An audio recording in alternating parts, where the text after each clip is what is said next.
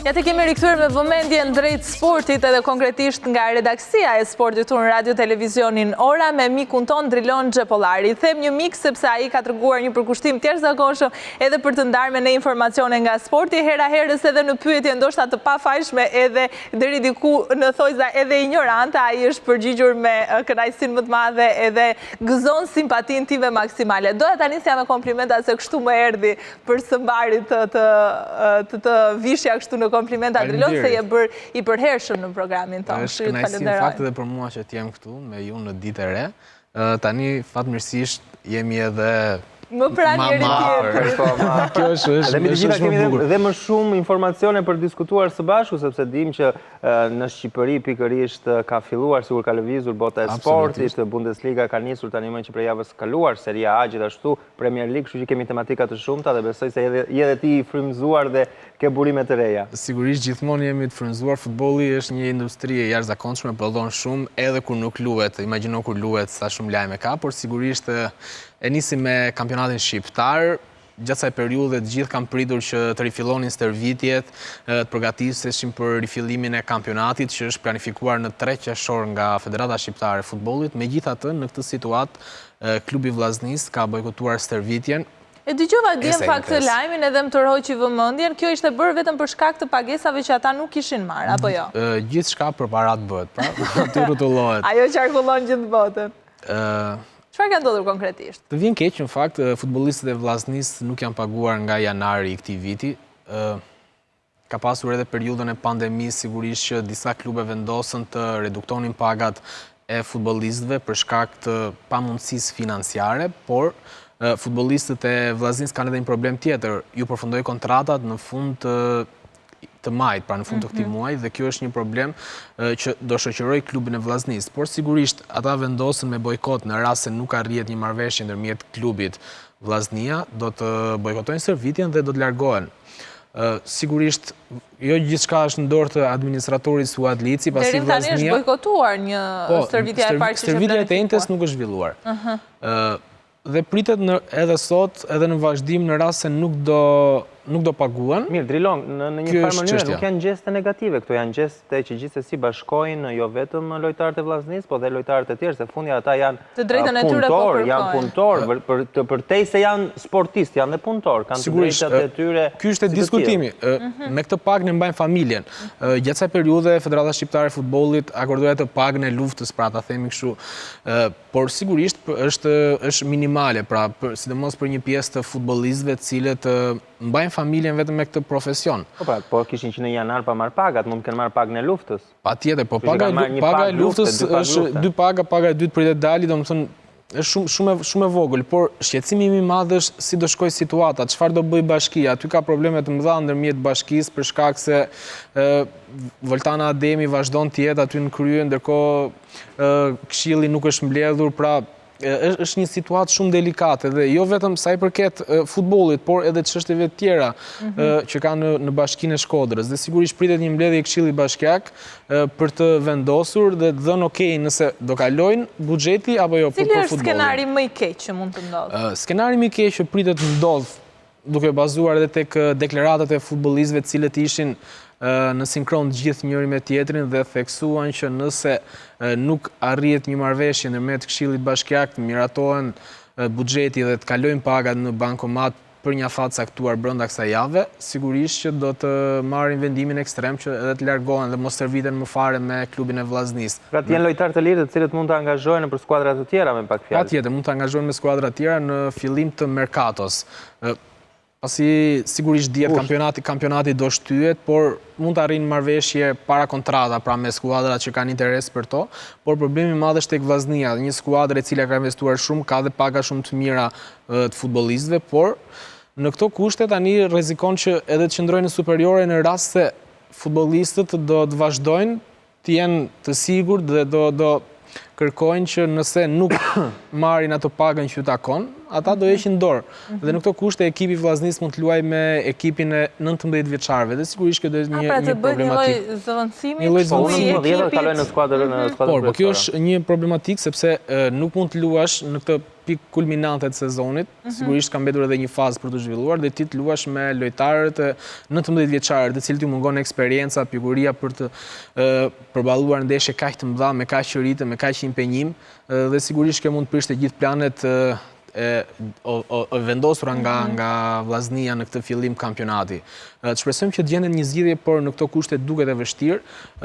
Futbollistëve, problem nuk është vetëm për shkodranët, pra futbollistët që jetojnë Shkodër dhe janë nga Shkodra, futbollistët e huaj, të cilët janë nga Maqedonia, nga Brazili, futbollistët shqiptar, të cilët vinë nga qytete ndryshme, nga Tirana, nga Elbasani, apo edhe qytete tjera, të cilët ju është hequr e drejta për të qëndruar në shtëpitë e tyre, pra të cilat janë të paguara, ju ka vendosur ultimatum, në rast se nuk paguen, do i nxjerrin nga shtëpia. Restoranti ku drekojnë, janë drekat, darkat, mëgjesi, edhe i ka vendosur ultimatum. Madje i ka nxjerrë një restorant, pra nga ju ka thënë largoni, sepse klubi nuk ka paguar, nuk ka respektuar kontratën, dhe kjo është skandaloze. Jo vetëm ekonomike dhe drejt për drejt, po edhe dinjiteti, se fundja tani... Absolutisht, po më tepër preket edhe personalitetin lojtari, shkon në restoranti ku gjithmonë është mësuar sipas kontratës, pra të arritur, dhe në fund fare i thotë administratori, le ta themi, i restorantit që dilni jashtë sepse klubi nuk ka paguar, shumë e rëndë. Shpresojmë që të zgjidhet sa më shpejt. Kjo është situata që ka Vllaznia, po skuadrat e tjera flasin për Tiranën? Tek Tirana situata është mirë.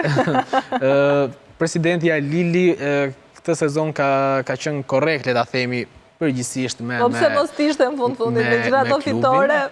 Patjetër, kjo është një indicje më e madhe, pra sepse Tirana është në pozita shumë komode, ka bërë një kampionat shumë të mirë, pra le ta themi në gjysmën e dytë, faza 2, faza 3, dhe sigurisht ka bërë që presidenti Lili vendosi që kështu ka thënë të paktën, sepse në fund fare do shihet në bankomat, por ka deklaruar që pagat e futbollistëve edhe gjatë pandemisë nuk do preken. E shikoj si sigurisht është e vështirë për shkak të financave, por për atë arritje që klubi ka bërë, futbollistët kanë treguar këtë impenjim fush, ka menduar që nuk do ketë reduktime pagash. Ndërkohë, gjithë futbollistët e Tiranës kanë qëndruar gjithë në kryeqytet, në shtëpitë e tyre, të grumbulluar, ka nisur stërvitjen, gjendja është e mirë, nuk ka dëmtime, duken të karikuar. Por edhe skuadrat e tjera kanë nisur stërvitje, sigurisht ka pasur disa diskutime, disa thumba në distancë ndërmjet skuadrave ndryshme, pasi gjatë kësaj periudhe të pandemisë Se thumba, në çfarë? Po, pra, sepse për shembull disa skuadra janë stërvitur edhe me grupet vogla, pavarësisht se nuk lejohej, kanë bërë dhe stërvitje individuale, ndërkohë disa tjerë kanë qëndruar në shtëpi dhe sigurisht duke u stërvitur në këto kushtet e shtëpisë. Disa kanë respektuar strikt rregullore, disa jo. Trajneri i Skënderbeut, Ilir Daja, u shpreh që është e pa drejt, pra gjithmonë ai që mundohet të respektojë ligjin, në fund fare ai është më i penalizuar. Duke pas parasysh që Skënderbeu gjatë asaj periudhe është stërvitur me këto kushtet individuale që futbollistët kanë në shtëpitë e tyre, pra në balkon, në kopsh, disa që kanë pallat do dalin të bëjnë një vrap. Dikush nuk e ka edhe mundësinë të ketë një shtëpi të madhe për të stërvitur si duhet. Patjetër, sepse këto janë kushtet në Shqipëri. Dhe është ndjerë kjo. Një lloj fërkimi, ndoshta edhe hedhje batutash, po që ta marrë vesh dhe unë njerë se unë kam qenë në distancë deri tani për të respektuar edhe në rregullorin. Kur do të nisin ndeshjet e para? Atëherë diskutimi është që kampionati shqiptar të rinis në 3 qershor. Gjithë e presin me shumë entuziazëm, por në fund fare Qeveria shqiptare që do t'jap miratimin përfundimtar, deri tani nuk ka një njoftim nëse do të rinisin. Është menduar cilat skuadra do të nisin?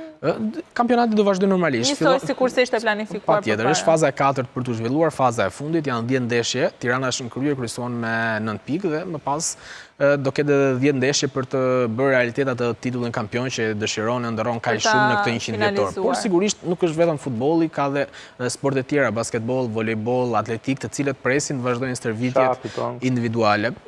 Okej, ti e fancy shout. Dhe kjo është shumë e rëndësishme.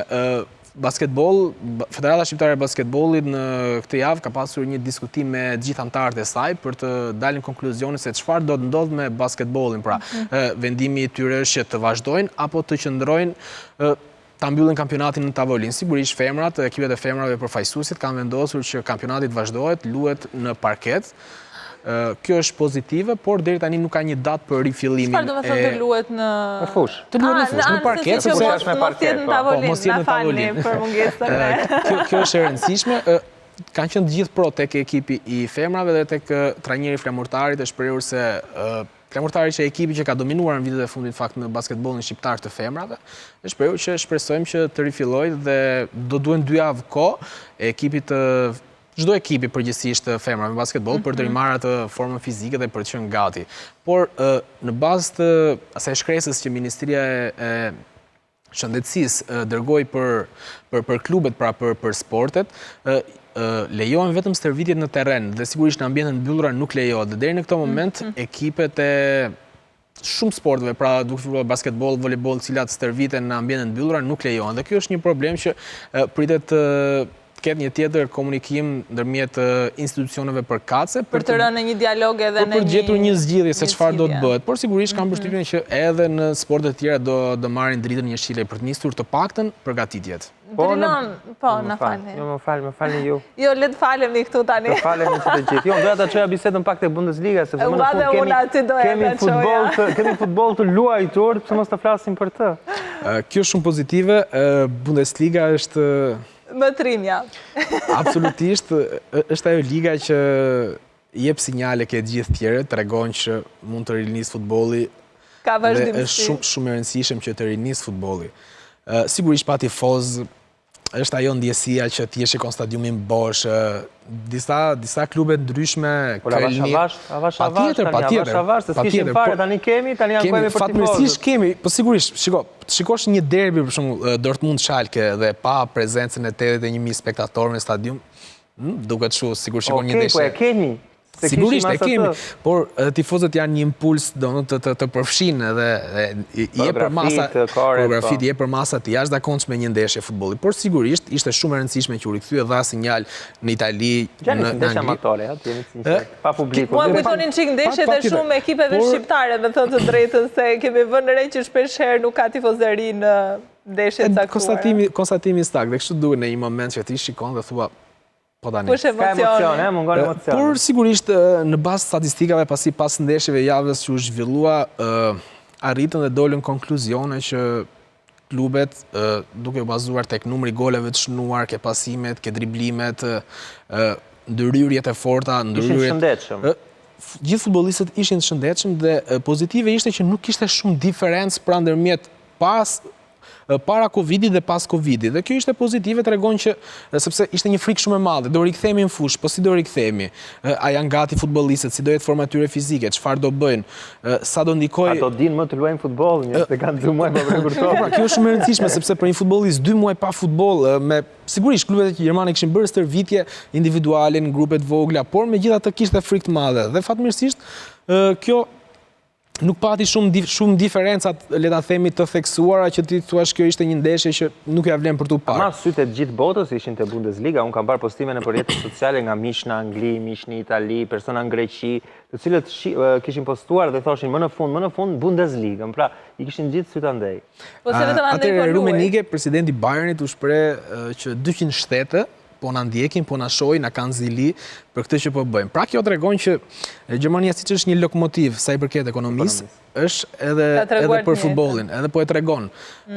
Është shumë pozitive dhe vjen mirë të shohësh që sigurisht fillon futbolli. Jep sinjale ke gjithë ligat e tjera dhe tani ligat e tjera europiane, duke u bazuar tek protokolli që Ministria e Shëndetësisë Gjermane së bashku me DFL-n Federatën Gjermane bën, kanë marrë ato pikat kryesore dhe sigurisht duke i përshtatur me ligat përkatëse për të rinisur. Superfuqi është në fakt edhe Anglia. Çfarë po ndodh në Premier League? Nëse në Premier League janë akoma ke diskutimi që presin që kampionati të rifilloj në fillim qershori, 12 qershor, ndoshta 20, sigurisht ka diskutime, akoma nuk ka një datë zyrtare për shkak të situatës që ndodhet. Teorikisht jo këtë të hënën tjetër, le të themi, teorikisht. Duket shumë e vështirë, po këto janë ato diskutimet, po lexova pak më parë edhe në BBC. Megjithatë, akoma ka nisur stërvitje individuale në grupet vogla, por ka dhe shumë frikë nga Covid. Përgjithsisht duke bazuar në Premier League luajnë shumë futbollistë me ngjyrë. Dhe një studim i fundit kishte nxjerrë që janë të rrezikuar më shumë se me njerëzit e bardhë për të prekur nga Covid dhe kanë kërkuar që të stërviten akoma të vazhdojnë stërvitjen në kushte individuale në shtëpi. Një ndër to është futbollisti i Chelsea-t, N'Golo Kanté, kampion bote me Francën, kërkoi që të vazhdonte stërvitjen individuale në shtëpi, sigurisht duke respektuar rregullat, duke respektuar të gjithë planin e përgatitur nga trajneri Frank Lampard, por sigurisht i trembej dhe i druej le ta themi stërvitjes me shokët e skuadrës. Ndërkohë një futbollist tjetër i Watfordit rezultoi gjatë testeve të bëra në këtë fundjavë rezultuan 6 persona me COVID-19. Për tyre 3 ishin futbollistë dhe 3 antar stafi teknik. Një nga këto ishte futbollisti i Watfordit, i cili e zbuloi emrin e tij, pavarësisht se klubi edhe federata angleze e ruajtën konfidencialitetin, pra nuk e shfaqën emrin e tij, ai u shpreh, tha nuk e kisha besuar, tha që do isha pozitiv nëse nuk do kisha bërë tamponin. Megjithatë tani jam i tmerruar, por nuk kam simptoma dhe jam mirë. Por kjo ka futur frikën pra tek futbollistët, le ta themi me ngjyrë dhe duan që të presin edhe pak për të parë se çfarë do të ndodhi. Dhe sigurisht kjo është një pasqyrë e përgjithshme, një pasqyrë e Premier Ligës. Patjetër, po Premier Liga është ajka e futbollit anglez dhe jo vetëm, edhe në Europë është ajo liga që bën diferencën. Por ka dhe një shqetësim tjetër në Premier League në Angli, për shkak të tamponët. Disa klube kanë ngritur përpjekje të mëdha në rast se një futbollist kryen tamponin, ai nuk jep përgjigjen sepse disa nuk janë 100% të sigurt dhe do bëjë një tjetër test mbas 24 orësh, por për shkak se ndeshjet të rifillojnë dhe ky është një problematik që mund ta penalizoj skuadrën, sepse në rast se janë 5 futbollistë për gjithë cilëve nuk kanë dalë, mund të jenë futbollistë të rëndësishëm, ndeshja fillon, çfarë do ndodhi? Dhe ka akoma diskutime se si do të procedohet. Si do procedohet. Ne jemi kuriozë dhe javë pas jave i ndjekim të gjithë të rejat për sa i përket sportit. Nga zemra falenderoj që ishe sot pjesë e programit ton për të na sjellë të gjithë këto informacione Drilon. Nga redaksia e sportit, çuni më i mirë Drilon Xhepollari ishte sot në program. Ne presim që në javët në vijim të vazhdojmë të diskutojmë pak edhe kështu skuadër për skuadër, se mezi po flasim dot për Interin, Drilon. Interi po përgatitet me merkaton, është fokusuar tek lëvizjet, hyrjet dhe daljet që do ndodhin gjatë. Do t'i bëjmë këto bisedë, do t'i bëjmë në javën në vazhdim.